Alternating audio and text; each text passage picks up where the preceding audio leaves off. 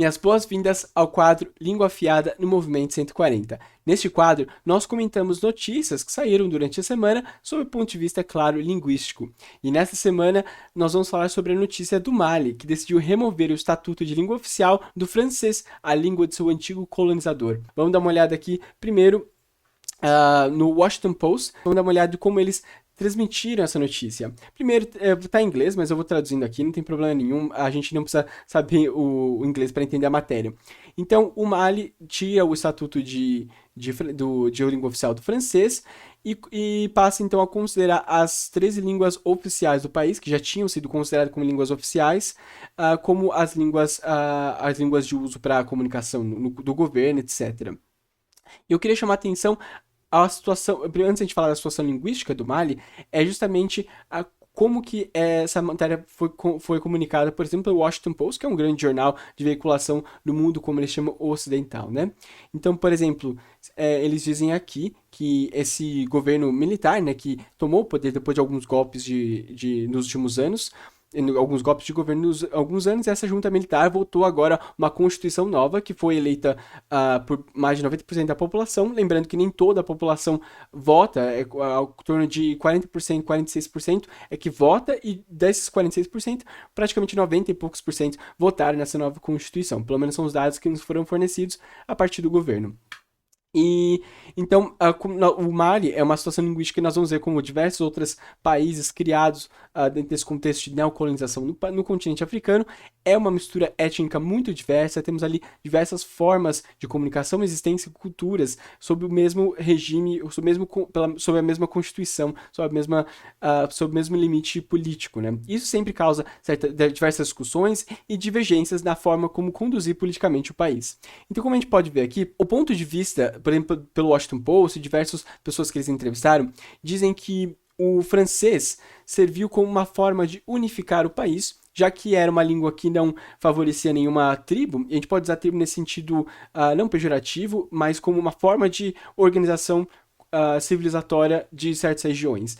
E essas regiões, por exemplo, na África, a gente tem muito aquela questão da tribalização e como isso separa ou identifica certas etnias, certas culturas e formas, por exemplo, de comunicação, não restritas à língua, mas inclui também a língua. Então, muitos disseram aqui nessa notícia, né, vários entrevistados disseram que o francês serviria como esse elemento unificador, já que ele seria uma língua estrangeira que não teria nenhuma associação direta a nenhuma tribo, a nenhuma etnia, e isso não favoreceria nenhuma nem a outra e daria menos confusão, porque aí cada um se sentiria nem um pouco representado, então se nenhum é representado, então assim podemos usar uma língua neutra, entre aspas, né?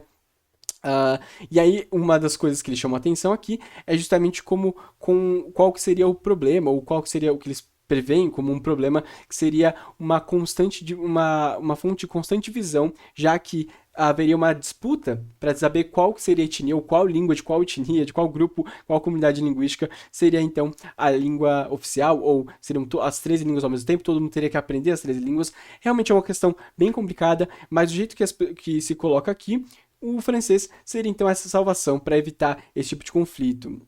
A gente sabe, por exemplo, aqui como eles dizem, que a França tem se interessado muito e sensibilizado muito com as questões dos países do continente africano, que eram as suas colônias durante o seu período diretamente imperialista e colonialista, mas que manteve ainda esse domínio, vamos dizer assim, político, né? Então, ultimamente, o presidente da França tem feito várias visitas a esses países para tentar evitar com que eles se aproximem com outros países. Lembrando que o Mali já tinha ocupação de tropas francesas por conta de a guerra contra extremistas religiosos, então o exército da França estava no solo Mali para contribuir militarmente com essa luta e foi expulso depois desse do fim dos acordos que se teve entre a França e o Mali. Essas tropas da França também foram expulsas, assim como outras instituições, organizações, por exemplo, da França que foram convidadas a se retirar do país. Então, dessa forma, é colocado como que o francês seria a forma de unificar o país. Mas dê uma olhada nesse parágrafo aqui que eu acho mais interessante. Que um ponto de vista um pouco diferente dessa ideia de divisão, tirando o francês da jogada, é do professor aqui, Kita, não sei como pronuncia, desculpa aqui o erro de pronúncia, mas que dizia que o francês estava muito, ou se mantinha ainda muito associada à elite de Mali. Do país Mali, né? Então a gente pode imaginar que durante o processo de colonização, aquela pessoa que dominava o francês podia se considerar com um certo prestígio. Isso acontece ainda no continente africano e também em outros países tiveram esse processo de colonização muito forte, em que aprender a língua do colonizador como forma de comunicação, como forma como uma representação de quem teve a oportunidade de estudar essa língua, representa então uma elite também local, não somente a língua. A gente sabe que a língua nunca está desassociada ao seu contexto político. Então, como a gente pode ver aqui, olha só, a elite que fala francês do Mali demonstra, então, esse conhecimento e muitas vezes essa possibilidade, essa oportunidade de ter passado um tempo na França estudando, trabalhando, e que se poderia se mostrar como uma forma de vantagem em relação aos outros. Aliás, quem falava, pessoas que falavam, que tinham uma assimilação da cultura francesa de forma mais intensa, eram chamados de évolués, ou seja, os evoluídos. Então se percebe como a questão da língua francesa está muito além só do que ser uma língua estrangeira ou não, mas é todo o estatuto político e social que traz essa língua. Não só ter ali uma constante vigília, um constante laço político com a França, mas além disso é trazer essa ideia de superioridade pelas elites que tiveram a oportunidade de estudar na França, trabalhar na França e que são tratados, ainda tem esse resquício desse tratamento como os evoluídos por estarem usando a língua do colonizador, que, de acordo com esse discurso que a gente sabe, colonizador, traz a ideia de civilização, né? Como se a única civilização válida fosse a civilização europeia. E esse, então, é o ponto de vista do Washington Post, que trouxe ali um contraponto, mas o tom geral é de que há um certo pessimismo, já que o francês seria essa tal língua unificadora. Vamos dar uma olhada agora na notícia sobre o mesmo assunto, mas pelo jornal de Angola. Então, Mali abandona o francês como língua oficial do país. Então, a nova constituição que tira o francês como língua oficial, que era a língua oficial desde 1960, desde a década de 60. Então, ela passa a ser relegada como uma língua de trabalho, ou seja, uma língua veicular, uma língua para uso, mas não como de língua de comunicação oficial do governo, das instituições do governo, etc., mas como uma língua de uso profissional, por exemplo, para falar em empresas internacionais, para poder fazer acordos internacionais também se pode usar o francês como essa língua de trabalho. E olha só, as 13 línguas nacionais que nós falamos aqui são as que agora têm o estatuto de língua oficial, de fato, apesar de ter outras diversas línguas que são faladas no ambiente. A gente já fala sobre essa questão linguística. A língua francesa não foi uma língua escolhida. É isso que eu acho, esse ponto de vista do Jornal de Angola pareceu muito mais interessante do que o ponto de vista do Washington Post, por exemplo. Eles dizem aqui, por exemplo, o acadêmico Boubacar diz que a língua francesa não foi uma língua escolhida, é uma língua colonial que se impôs. Ou seja, o colonizador foi lá, fez toda a exploração, manteve todo esse domínio político, cultural e deixou ainda como herança essa língua que marca essa administração francesa sobre o território que não era autônomo, não é? Então, significa que toda a forma de governar, todo o modelo político proposto ali foi feito com base no que a França projetava para esse território, não é?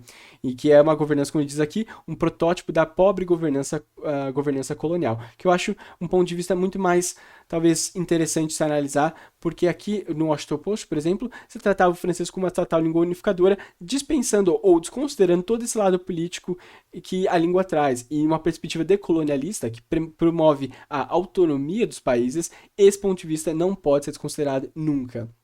Então, como a gente pode ver aqui, a decisão do Mali, isso também acho interessante observar, de abandonar o francês, né, ocorre no momento de crescentes sentimentos anti-França na África Ocidental, devido à percepção de interferência militar e política. Como eu disse, havia ocupação de militares franceses no território como uma forma de ajuda na disputa contra os extremistas da Jihad Islâmica no território do Mali. Porém, já percebe que, como eu disse, nenhuma interferência política é livre da sua ideologia. Então, parece que essa ocupação militar não estava só servindo para ajudar, e então o governo militar do Mali decidiu convidar esses países, as tropas francesas, a deixarem o território. E aqui só mais uma notícia, em outro jornal agora, um jornal em espanhol, para a gente ter outros pontos de vista também.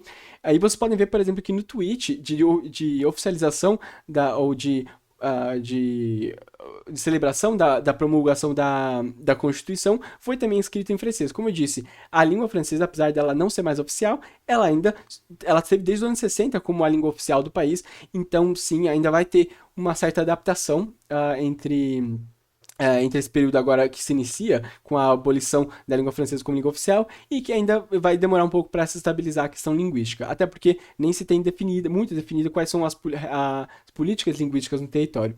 Mas isso, como vocês podem ver aqui, reflete uma ruptura entre o Mali e a França. Muito bem, vamos então agora passar, eu não quero só ficar lendo notícias com vocês, é claro, mas eu queria só mostrar alguns pontos de vista de outros jornais para a gente perceber que a informação nunca é neutra e a gente tem que sempre poder tentar observar qual ponto de vista a gente vai privilegiar nesse tipo de análise. Como a gente pode ver, esses jornais da Angola, da Guiné-Bissau, por exemplo, e também de outros países acabam priorizando, que sofreram esse processo colonial, acabam priorizando esse sentido da língua que eu acho que é muito mais interessante. Para a gente só continuar essa discussão, eu queria primeiro apresentar um pouco sobre o Mali, que a gente acaba sendo muito ignorante em diversas questões sobre o território africano, muitas vezes porque nós trazemos, desde o ensino, né, da escola, uma visão de uma África como uma coisa só, né, sem nenhum tipo de divisão étnica, cultural, linguística e também, claro, política.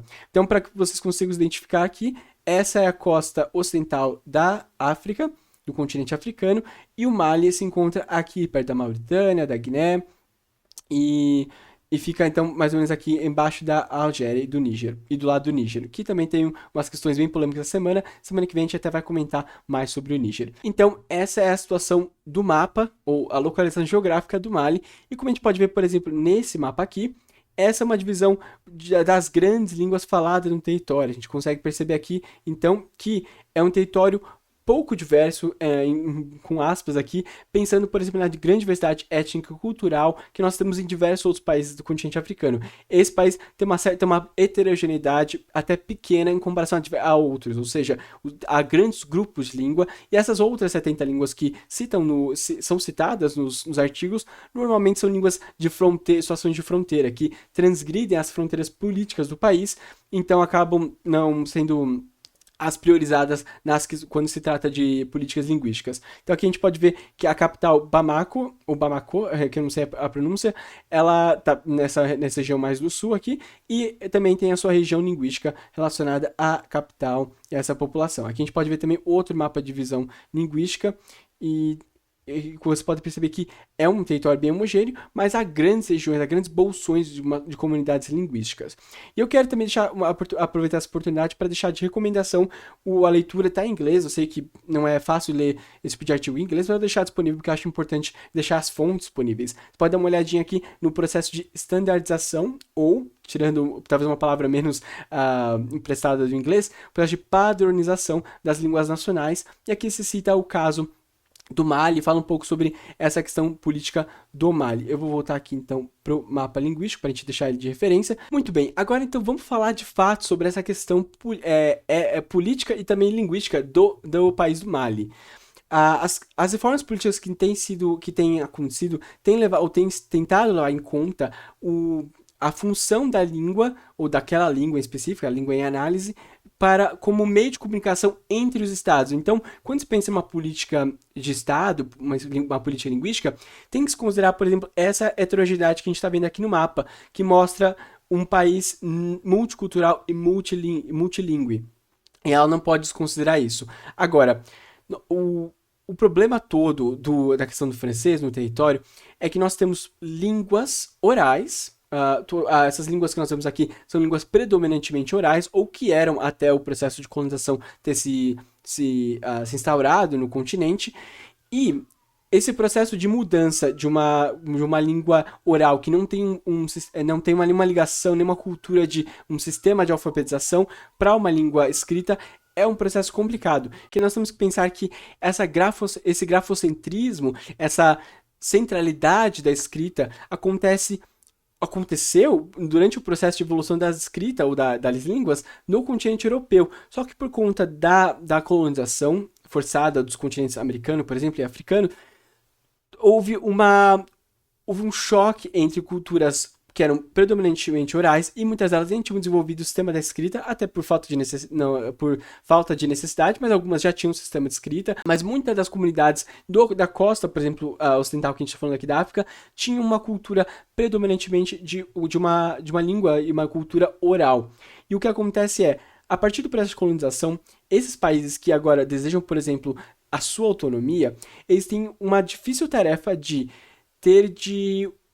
padronizar a sua língua baseada nos moldes europeus. Ou seja, se eu quero me libertar de uma língua de um colonizador, no caso francês, para poder ter a minha autonomia política, porque, claro, como eu disse, a língua também envolve a sua autonomia política, também envolve as relações que se tem entre os países, entre os territórios. Então, se eu quero promover uma autonomização do meu país e da minha língua, eu primeiro preciso pensar que eu preciso fazer a língua oral, passar por um processo de padronização, baseado nos moldes das línguas europeias, para poder alcançar aquele estatuto que hoje em dia, no mundo em que há a predominância, a hegemonia cultural e política dos países europeus, dos Estados Unidos, que é uma extensão dessa cultura civilizatória branca e colonial e colonialista, que dita que uma língua tem esse estatuto, ou recebe esse estatuto de uma língua oficial quando ela tem a sua parte escrita, já que a gente firma acordos e contratos entre países de forma escrita, a veiculação da informação é predominantemente por forma escrita, então se pôs a forma escrita da língua num estatuto de grande destaque, de grande prestígio, e hoje em dia qualquer língua que se preocupa com a sua autonomização, com a sua legitimidade, também tem que se preocupar com o processo da padronização da sua escrita.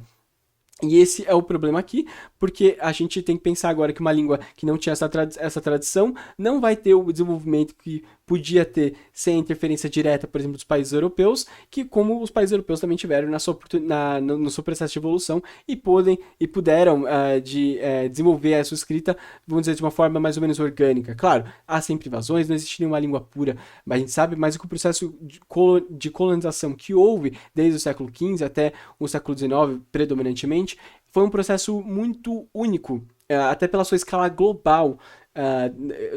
Isso mudou muito a forma como as línguas, por exemplo, evoluíram e se manifestaram em cada comunidade linguística. Agora, dentro dessa ideia de padronização de línguas nacionais, como vocês podem ver naquele artigo que eu vou deixar aqui embaixo, existe também a ideia de grafização, que é um reflexo dessa ideia que eu falei do grafocentrismo, ou seja, a grafização tem a ver com a submissão de uma língua oral, ou de uma língua geral, para um sistema escrito. E isso pode acontecer como as línguas europeias se desenvolveram e acabaram se vinculando diretamente ou muito fortemente ao sistema escrito, ou pode acontecer por um processo forçado, no caso, como a gente percebe nessas línguas agora oficiais do Mali, que precisam, para poder alcançar uma padronização, para poder rejeitar o francês como uma língua oficial e trazer essas outras línguas para cobrir esses espaços cumprir essas funções que o francês cumpria, então essas línguas precisam passar por um processo de grafização, que é então a submissão a um sistema de escrita, e também uma modernização. São esses dois processos ligados à padronização de uma língua. A modernização, então, é a atualização do léxico daquela língua para cumprir todas as funções que se espera ou que se precisa dentro de um contexto de comunicação linguística. Então, se o francês conseguia falar sobre, por exemplo, computadores, sobre tecnologia, tudo que está acontecendo por aí. Eu uso tecnologia porque são aquelas coisas de ponta, de novidades, e também situações sociais, é claro, que acontecem. Ou seja, se o francês, que era a língua, vamos dizer assim, de comunicação majoritária, vamos dizer assim, ela cumpria todas as funções linguísticas de um indivíduo naquela comunidade. Então agora essas outras línguas, elas precisam ter um léxico que dê conta de todas as situações linguísticas e todas, para, por exemplo, falar de assuntos que não se falava nessas línguas, mas em francês. E isso acontece muito em relação, por exemplo, à tecnologia. O que acontece, em maior parte dos casos também, é o empréstimo linguístico, tanto do inglês, que é a língua franca, vamos dizer assim, do mundo, ou mesmo do francês. Então, na falta de um termo autenticamente assim, originário daquela língua, pode-se também fazer o empréstimo do francês e as adaptações necessárias para que ele se enquadre dentro da lógica, da dinâmica de funcionamento daquela língua. Então, essa é uma possibilidade para modernizar o léxico, o vocabulário. A gente também tem a questão do alfabeto. Essa região, ela foi muito recentemente passou por um processo recente, na verdade, de padronização de criação de um alfabeto. Como eu disse, elas são línguas orais que tinham uma tradição, que não tinham uma tradição escrita, né? Então, a Unesco fez uma conferência na década de 60 mesmo, para poder criar um alfabeto, ou organizar um alfabeto para 6 principais línguas da África Ocidental, e isso originou esse processo de padronização, né, junto com todas as questões que nós levantamos, mas também a criação e organização de alfabetos para essas línguas que originalmente não tinham essa preocupação, já que eram línguas orais, né? Então, esse tipo de processo, agora, essa grafização, né, essa submissão ao sistema escrita, visa o quê? Visa fazer com que essa língua agora exerça todas as funções políticas, socioculturais, psicológicas, pedagógicas, todo o tipo de função que o francês exercia, agora precisa ser suprida por uma língua que não tinha originalmente uma tradução escrita e precisa cumprir esse projeto que era ocupado agora, que era esse papel que era ocupado pelo francês. Então, esse é o maior problema do multilinguismo ou multiculturalismo dentro de uma comunidade, que é decidir quais formas dentro de uma unidade linguística são as formas mais relevantes e representativas para serem eleitas como as melhores. Então, qual palavra, qual forma, qual grafia, qual pronúncia, porque aí a gente vai ter uma língua oral, tem diversas pronúncias em diversos territórios, além, é claro, de todas as outras línguas que tem naquele território. Então, se o Washington Post, por exemplo, vou voltar aqui para o Washington Post, ele tratava a saída do francês como uma coisa negativa, já que não haveria mais essa suposta unidade linguística, né? Então, aqui embaixo eles falavam sobre essa possibilidade talvez de um caos ou de uma divisão interna, já que o país não teria como eleger entre as suas diferentes etnias qual que seria a mais importante ou mais representativa do país para ser a principal. E apesar de que tem uma das línguas principais que é falada na capital, por exemplo, que é uma língua falada por por boa parte da população e que poderia sim ser usada como uma língua de comunicação, uma comunicação efetiva entre as pessoas.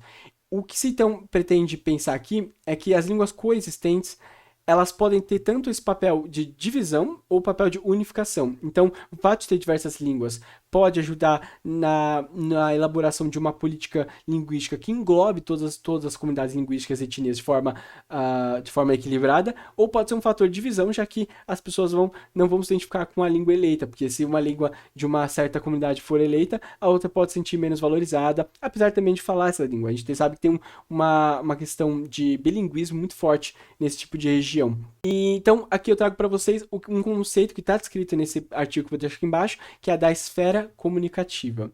E essa esfera comunicativa ela se define como uma comunidade etnossociológica formada historicamente e caracterizada por uma relativa estabilidade de ligações comunicativas internas, assim como da sua ocupação no território.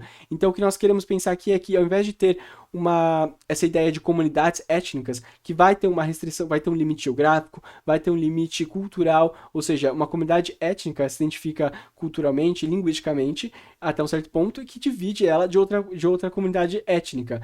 E a ideia da esfera comunicativa é fazer o contrário. Buscar. Na verdade é o contrário. Fazer o contrário.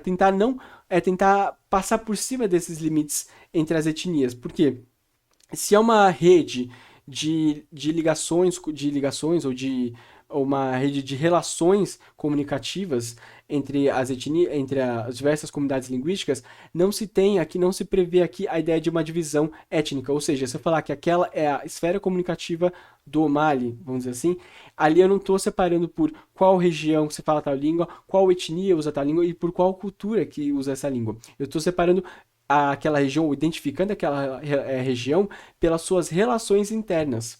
Percebe? Então eu não estou delimitando por conta da cultura e etnia, mas sim pelas suas relações que são heterogêneas por natureza. E assim eu consigo valorizar então a identidade individual de cada unidade cultural e cada unidade linguística e não limito esse conceito a nenhuma forma de tribalismo. Então é uma forma de destribalizar a política linguística, sem valorizar uma ou outra comunidade. Uma dificuldade, é claro, uma desvantagem que a gente pode apontar para esse conceito de esfera comunicativa é a dificuldade de operar politicamente como uma unidade dentro desse território, dessa situação multilinguística. Então, é difícil pensar numa coordenação unitária dentro de tanta diante de uma esfera tão multicultural, mas eu acredito que o caminho para tentar buscar uma política linguística que perceba mais as relações, que ou priorize mais as relações entre as pessoas, entre todas as comunidades, do que de fato a sua identificação cultural e linguística, talvez dê o caminho maior, um caminho agora a seguir, né, um caminho bem longo, para que essas comunidades dentro do Mali consigam se identificar, ou achar sua identificação e a sua forma de comunicação dentro do território, sem depender do francês, já que essa língua, como nós vimos ali, foi uma língua imposta, uma língua que não foi escolhida e que representa toda a opressão política, toda a opressão colonizadora que o país europeu ainda exerce sobre o território. Dessa forma, eles conseguem trazer a sua autonomia à tona e não ficar dependente de nenhum país do estrangeiro. Mas eu vou ficando por aqui. Muito obrigado por entrar nesse vídeo, por ver este vídeo até o final. Já deixa aqui seu curtir, já se inscreva no canal para acompanhar mais conteúdos como este. E também você pode deixar aqui embaixo comentários, sugestões para próximos temas. Não deixe também de nos seguir no Instagram, movimento.140, e também no TikTok, Movimento 140. Muito obrigado e até a próxima.